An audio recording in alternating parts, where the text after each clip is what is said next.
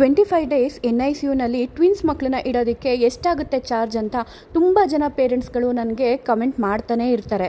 ನಾನು ನನ್ನ NICU ಜರ್ನಿನ hospital ಜರ್ನಿನ ಹಂಚ್ಕೊಂಡಾಗ್ಲಿಂದ ಈ ಕ್ವಶನ್ ರೆಗ್ಯುಲರ್ ಆಗಿ ಬರ್ತಾನೆ ಇರುತ್ತೆ ನನಗೆ. ಸೊ ಆ ಕ್ವಶನ್ಗೆ ನಾನು ಈಗ ಉತ್ತರನ ಹೇಳ್ತೀನಿ ಬನ್ನಿ. ನಾನು ಡೆಲಿವರಿಗೆ ಅಡ್ಮಿಟ್ ಆದಾಗ್ಲಿಂದ ಡಿಸ್ಚಾರ್ಜ್ ಆಗೋ ತನಕ ಇದ್ದಿದ್ದು 1.5 ತಿಂಗಳು. ಆದರೆ ನನ್ನ ಮಕ್ಕಳು NICUನಲ್ಲಿ ಇದ್ದಿದ್ದು 25ರಿಂದ 30 ದಿನ ಅಂತ ಹೇಳ್ಬೋದು. ನಮ್ಮ ಬೆಂಗಳೂರಲ್ಲಿ ನೀವು ಯಾವುದೇ ಹಾಸ್ಪಿಟಲ್ಗೆ ಹೋದ್ರೂ ಅಲ್ಲಿ ನಿಮಗೆ NICUಗೆ ಅಂತ ಚಾರ್ಜ್ ಮಾಡೋದು 35,000 to 40,000 ಪರ್ ಡೇನ ಚಾರ್ಜ್ ಮಾಡ್ತಾರೆ. ಇನ್ನು ಇಬ್ಬರು ಮಕ್ಕಳಿದ್ದಾರೆ ಅಂತ ಹೇಳಿದ್ಮೇಲೆ ಕೇಳಲೇಬೇಡಿ, ಡಬಲ್ ಆಗುತ್ತೆ. ಅಂದರೆ 80,000 ನಿಮಗೆ ಪರ್ ಡೇಗೆ ಬೀಳುತ್ತೆ. ಇನ್ನು NICUನಲ್ಲಿ ಮಕ್ಕಳಿದ್ದಾರೆ ಅಂದರೆ ಅವ್ರಿಗೆ ಸುಮ್ಮನೆ ಅಂತೂ ಇರಿಸ್ಕೊಂಡಿರಲ್ಲ, ಏನಾದರೂ ಟ್ರೀಟ್ಮೆಂಟ್ ಕೊಡ್ತಾನೆ ಇರ್ತಾರೆ. ಅದು ತುಂಬ ಮೇಜರ್ ಟ್ರೀಟ್ಮೆಂಟೇ ಆಗಿರುತ್ತೆ. ಸೊ ಹಾಗಾಗಿ ಆ ಟ್ರೀಟ್ಮೆಂಟ್ ಚಾರ್ಜಸ್ ಎಕ್ಸ್ಟ್ರಾ ಮಾಡ್ತಾರೆ. ಸೊ ಈಗ ನೀವೇ ಕ್ಯಾಲ್ಕುಲೇಟ್ ಮಾಡ್ಕೊಳ್ಳಿ, ನಾನು 25 ದಿನ ನಾನು NICUನಲ್ಲಿ ಮಕ್ಕಳನ್ನ ಇಟ್ಟಿದ್ದೀನಿ ಅಂದರೆ ನನಗೆ ಎಷ್ಟು ಖರ್ಚಾಗಿರ್ಬೋದು ಅಂತ. ಅವ್ರ ಜೊತೆಗೆ ನಾನು ಕೂಡ ಹಾಸ್ಪಿಟಲ್ನಲ್ಲೇ ಇರಬೇಕಾಗುತ್ತೆ. ಸೊ ನನ್ನ ಬೆಡ್ ಚಾರ್ಜಸ್ ಅದು ಕೂಡ ಎಕ್ಸ್ಟ್ರಾ ಆಗೇ ಆಗುತ್ತೆ. ಸೊ ಒಂದು ಟ್ವಿನ್ ಬೇಬಿ ಡೆಲಿವರಿ ಅಂದರೆ ಇಷ್ಟೊಂದೆಲ್ಲ ನಿಮಗೆ ಕಾಂಪ್ಲಿಕೇಶನ್ಸ್ ಇರುತ್ತೆ, ಇಷ್ಟೊಂದೆಲ್ಲ ಖರ್ಚಾಗುತ್ತೆ. ಬಟ್ ನಾವು ಸ್ವಲ್ಪ ಬುದ್ಧಿ ಉಪಯೋಗಿಸಿ ನಾವು ಸ್ವಲ್ಪ ಬೇರೆ ರೀತಿಯೇ ಟ್ರೈ ಮಾಡಿದ್ವಿ. ನನಗೆ 5th ಮಂತ್ ಇದ್ದಾಗಲೇ ಸ್ವಲ್ಪ ಕಾಂಪ್ಲಿಕೇಶನ್ಸ್ ಎಲ್ಲ ಗೊತ್ತಾಗ್ತಾ ಹೋಯಿತು. ಡೆಲಿವರಿ ಟೈಮಲ್ಲಿ ಪ್ರಾಬ್ಲಮ್ ಆಗುತ್ತೆ ಅನ್ನೋದು ನನಗೆ ಆಗಲೇ ಡಾಕ್ಟ್ರು ಹೇಳಿದ್ರು. ಅಷ್ಟೊತ್ತಿಗಾಗಲೇ ನಾವು ತುಂಬ ಹಾಸ್ಪಿಟಲ್ಸ್ನ ಸುತ್ತಿ ನೋಡಿದ್ವಿ.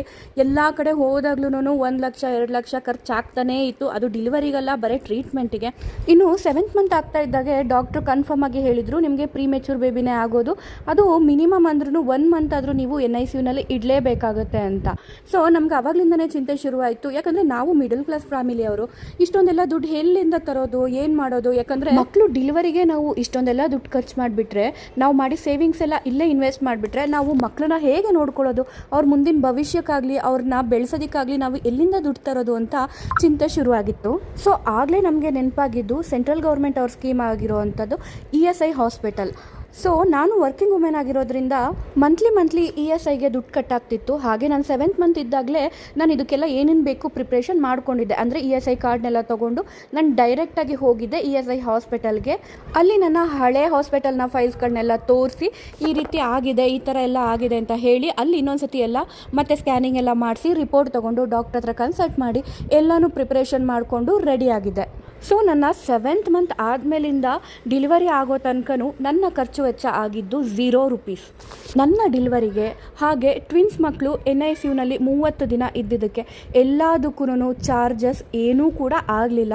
ಯಾಕಂದರೆ ನಮ್ಮ ಹತ್ರ ಕಾರ್ಡ್ ಇತ್ತು, ಹಾಗೆ ಆ ಕಾರ್ಡ್ನ ನಾವು ಯುಟಿಲೈಸ್ ಮಾಡ್ಕೊಂಡ್ವಿ. ಯಾರೆಲ್ಲ ಮಿಡ್ಲ್ ಕ್ಲಾಸ್ ಪೇರೆಂಟ್ಸ್ ಇರ್ತೀರಾ, ಮಗು ಎಕ್ಸ್ಪೆಕ್ಟ್ ಮಾಡ್ತಿರ್ತೀರಾ, ಅವ್ರಿಗೆ ಯಾರಿಗಾದ್ರೂ ESI ಕಾರ್ಡ್ ಇದ್ದರೆ ದಯವಿಟ್ಟು ಹೋಗಿ ESIನಲ್ಲಿ ಒಂದು ಸತಿ ಕನ್ಸಲ್ಟ್ ಮಾಡಿ. ನಿಮಗೆ ತುಂಬಾ ಫ್ರೀಯಾಗಿ ಟ್ರೀಟ್ಮೆಂಟ್